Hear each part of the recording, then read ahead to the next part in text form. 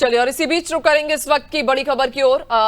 लेकिन उसके पहले सीधा रुक कर लेते हैं गोरखपुर की तरफ, जहां पर विकसित यूपी विजन 2047 पर कार्यशाला आयोजित हुई है और इस कार्यशाला में मुख्यमंत्री योगी आदित्यनाथ शामिल हुए हैं। AIIMS Gorakhpur major general doctor Vibha Dutta ji, medical director MP Birla समूह हॉस्पिटल डॉक्टर संजय माहेश्वरी जी, भारत के पूर्व औषधि महानियंत्रक और उत्तर प्रदेश सरकार के pharma adviser doctor GN Singh ji, Uttar Pradesh सरकार के economic adviser doctor KB Raju ji, Mahayogi Gorakhnath Vishwavidyalaya के कुलपति doctor Surendra Singh ji, BRD medical college के प्रधानाचार्य doctor Ram Kumar ji, Guru Gorakhnath medical college hospital and research centre के प्रधानाचार्य डॉक्टर अनुराग श्रीवास्तव जी, आज के इस महत्वपूर्ण संगोष्ठी में उपस्थित गोरखपुर के विभिन्न अलग अलग क्षेत्रों में नेतृत्व प्रदान करने वाले अकादमिक संस्थाओं में, स्वास्थ्य के क्षेत्र में, इंडस्ट्री के क्षेत्र में, कॉमर्स के क्षेत्र में और अलग अलग क्षेत्रों में नेतृत्व प्रदान करने वाले हमारे सभी यहां पर उपस्थित महानुभाव, महायोगी गोरखनाथ विश्वविद्यालय के सभी आचार्यगण और यहां के सभी युवा उत्साही हमारे छात्र छात्राएं, आज पितृविसर्जन का पावन पर्व भी है। पितृविसर्जन अपने पूर्वजों के प्रति कृतज्ञता ज्ञापित करने का, और मुझे प्रसन्नता है कि हमारे भारत की परंपरा में यह मान्यता है कि जिसके प्रति हम कृतज्ञता ज्ञापित करते हो, आभार व्यक्त करते हैं, तो उसके अनुरूप बनने का प्रयास, उनका जो सपना है, उनका जो संकल्प है,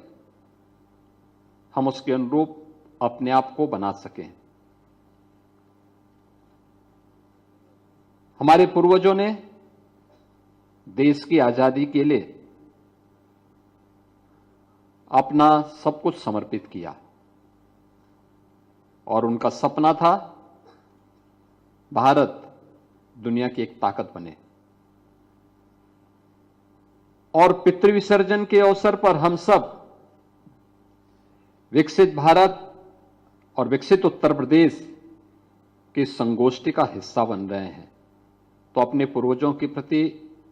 इससे बड़ी श्रद्धांजलि और इससे बड़ा नमन दूसरा नहीं हो सकता है। मैं इसके लिए आयोजकों को सबसे पहले हृदय से धन्यवाद देता हूं कि उन्होंने इस संगोष्ठी के लिए विश्वविद्यालय और गोरखपुर के सभी प्रमुख अकादमिक संस्थाओं को आमंत्रित करके इस कार्यक्रम को आज इस विश्वविद्यालय में भी आयोजित कर रहे हैं।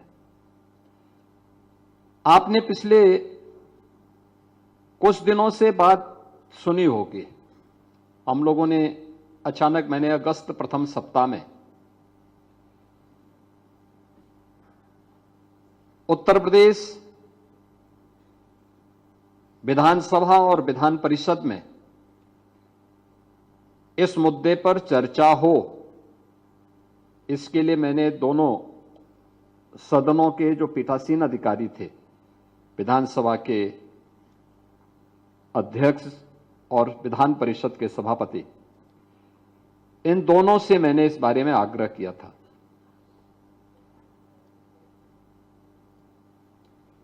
उन्होंने कहा कि अच्छा हो सकता है, तो अच्छा होगा अगर सदन में चर्चा हो। मेरे मन में एक बात थी कि प्रधानमंत्री जी ने 2022 में देशवासियों से कहा था कि हम देश की आजादी के 75 वर्ष पूरा कर रहे हैं। देश की आजादी का अमृत महोत्सव वर्ष हम मना रहे हैं, लेकिन 2047 जब ये देश अपनी आजादी के शताब्दी महोत्सव मना रहा होगा, हो सकता है उस समय बहुत सारे लोग न हो, लेकिन जो पीढ़ी आएगी वह हम सब को स्मरण कर सके कि हमारे पूर्वजों ने हमारे लिए एक ऐसा भारत बनाया है, जो भारत हम सब की आशाओं के अनुरूप है, हमारी आकांक्षाओं की पूर्ति कर रहा है। उस भारत के निर्माण के लिए उस समय जो बातें प्रधानमंत्री जी ने कही थी, विकसित भारत की संकल्पना को आगे बढ़ाने के लिए कि हर भारतीय को विकसित भारत के लिए क्या करना होगा, पंच प्रण के साथ आगे बढ़ना होगा। ये पंच प्रण, उन्होंने कहा कि गुलामी के अंशों को सर्वथा समाप्त करना, गुलामी की मानसिकता को समाप्त करना। गुलामी के अंशों का मतलब गुलामी की मानसिकता को, अपने अंदर की हीन भावनाओं को दूर करना, विरासत का सम्मान करना, अपने पूर्वजों की परंपरा पर गौरव की अनुभूति करना,